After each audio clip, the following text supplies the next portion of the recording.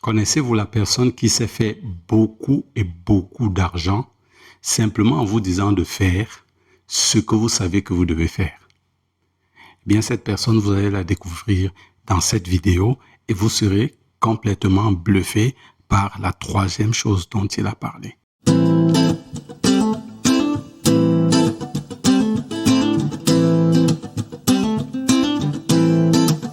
J'ai longtemps hésité à faire une vidéo de ce livre. J'ai vraiment longtemps hésité parce que en même temps, j'étais fasciné par ce qu'il écrivait, en même temps, j'étais énervé.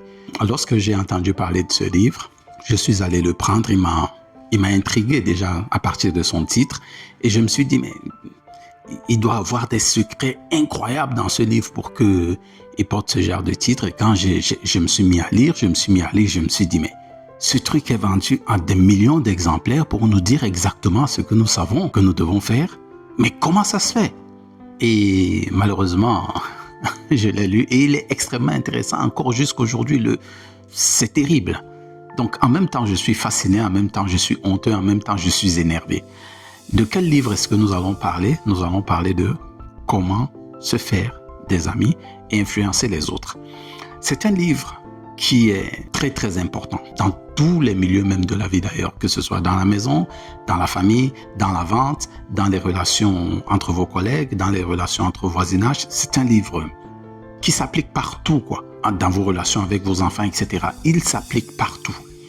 Et c'est l'une des raisons pour laquelle j'ai fait intituler cette vidéo « Convaincre sans effort ». Parce que dans ce livre, il partage 30 principes. Alors aujourd'hui, on va seulement voir 3 principes. Vous êtes déjà habitué à ma chaîne. J'ai écrit un article dessus où j'ai abordé 5 principes.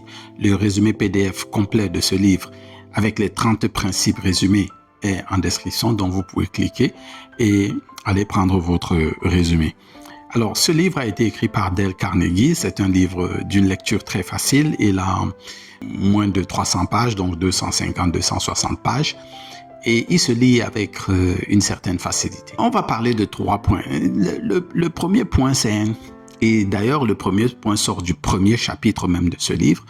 Et comme je le disais, quel que soit le domaine dans lequel vous êtes, que ce soit pour des besoins de leadership, que ce soit pour des besoins de la vente, que ce soit pour des échanges interpersonnels entre vous, vos enfants, vos parents, vos amis, n'importe qui, ce livre révèle un peu ce qu'il y a de complexe dans les relations humaines. Mais non seulement c'est complexe, mais en même temps c'est familier, c'est facile.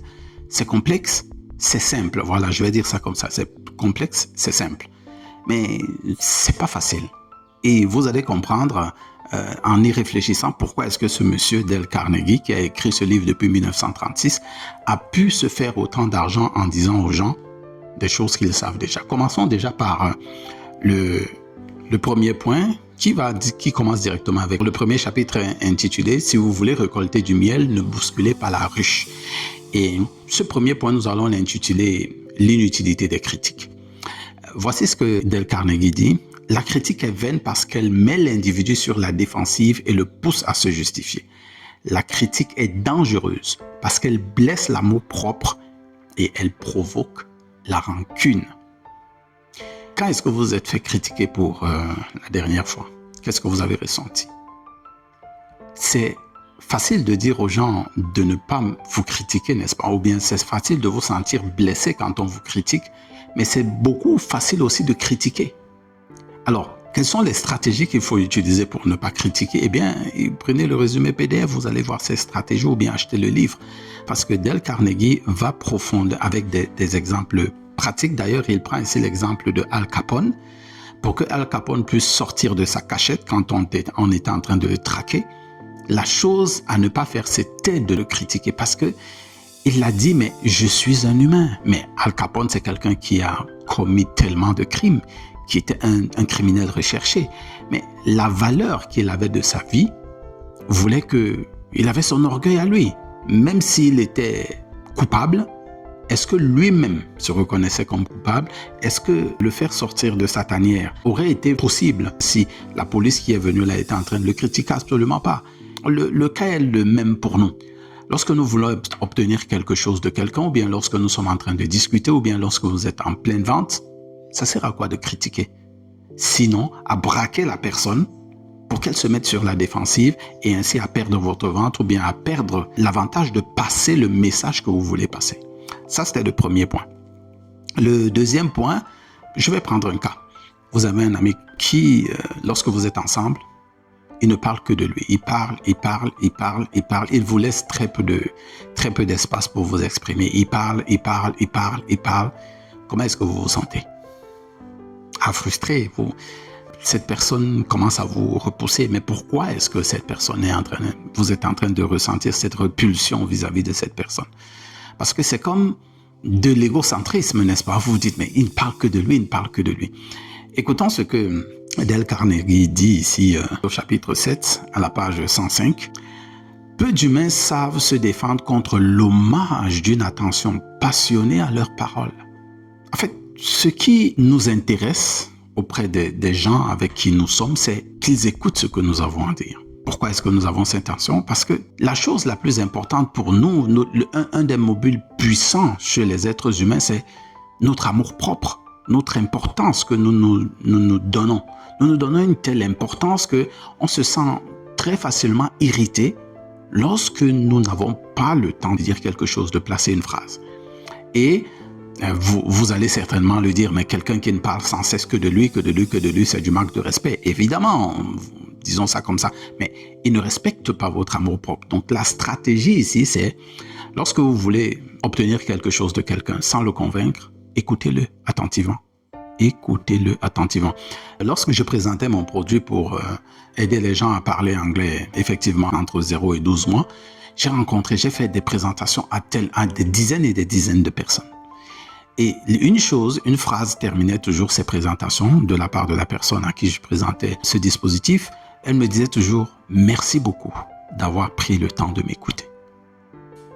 Même si elle ne faisait pas l'achat, elle me disait toujours « Merci d'avoir pris le temps de m'écouter ».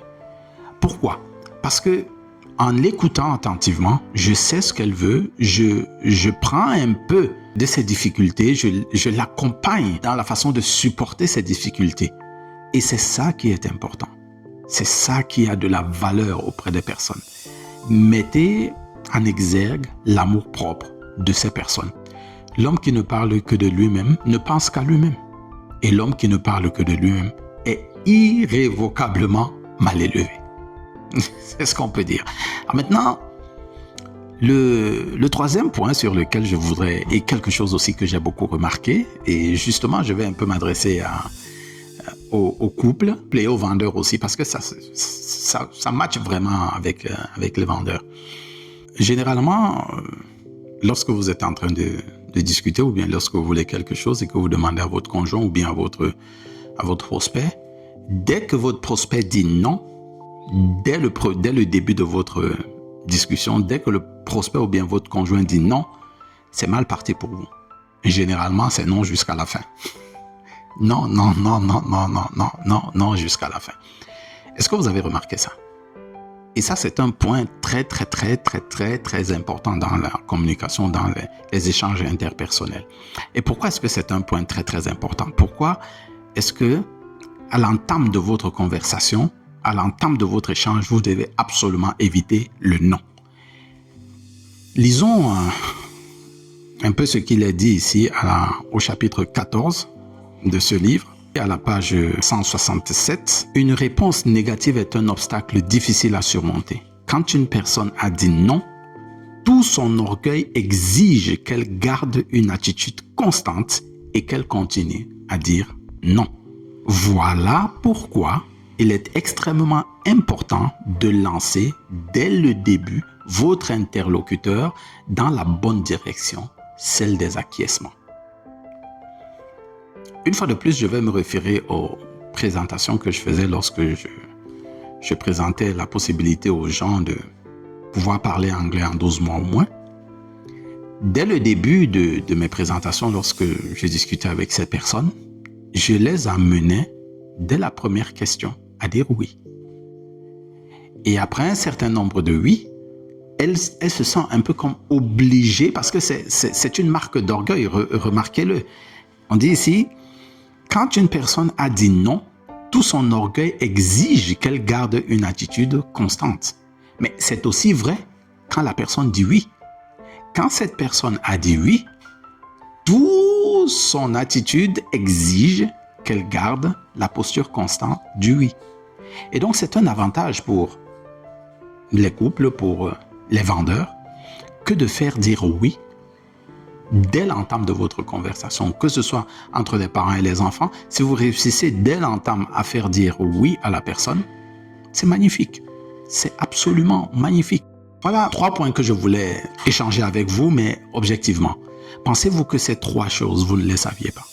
C'est la raison pour laquelle j'ai dit au début de cette vidéo que ça m'énerve, ça me fascine en même temps. Et ça fait très très longtemps que j'ai toujours hésité à faire une vidéo sur ce livre, Comment se faire des amis de Dale Carnegie, parce qu'en même temps, ça m'énervait. Comment est-ce que c'est des choses qu'on sait mais qu'on ne fait pas? En réalité, on ne les fait pas généralement à cause de cette hypertrophie de notre ego.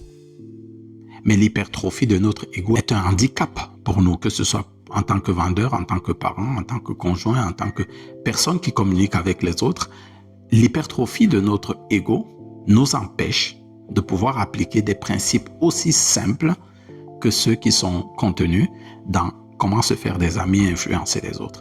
Bien sûr, comme je vous l'ai dit, j'ai fait le résumé complet des 30 principes que Dale Carnegie a mis dans ce livre.